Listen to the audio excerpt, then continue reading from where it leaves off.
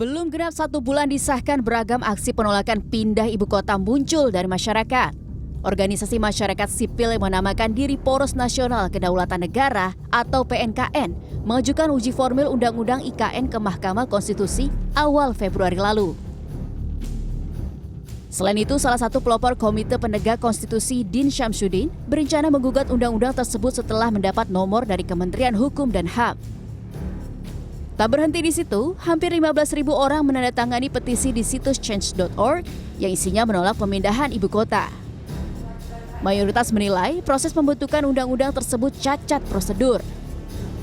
Sementara, anggota DPR selaku legislator melihat desakan masyarakat yang menolak ibu kota baru adalah hal yang wajar.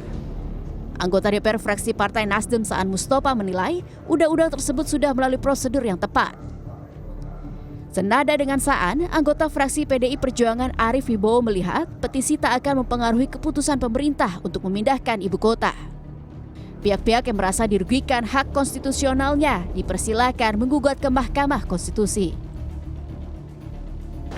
Menurut saya ya itu hak mereka, itu sikap mereka, dan tentu menurut saya itu hal yang wajar dan biasa saja. Dan petisi ya silahkan, kalau memang keberatan terkait dengan soal pemindahan, ada ruang konstitusionalnya maju ke Mahkamah Konstitusi. Wah, sudah kita ajak bicara ya, mulai para ahli, tokoh-tokoh adat, ya, bahkan kelompok-kelompok masyarakat, NGO misalnya.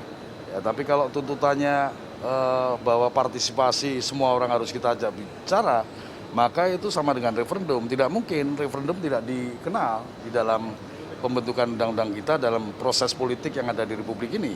Ya, jadi saya kira lewati saja jalur yang ada. Kalau mau menggugat ya ke Mahkamah Konstitusi.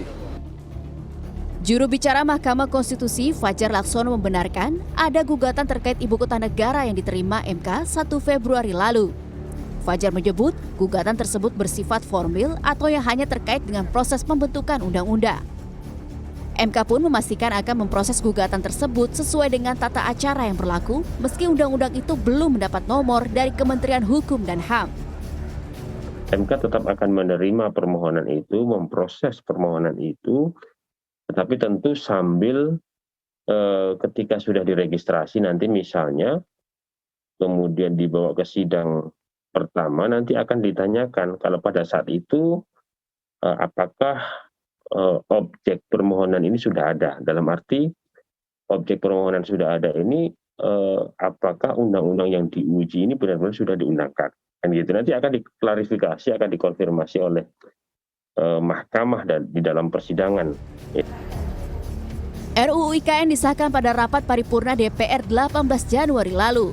Pembahasan RUU yang memuat 11 bab dan 44 pasal ini terbilang cepat karena hanya memakan waktu 43 hari terhitung sejak 7 Desember 2021.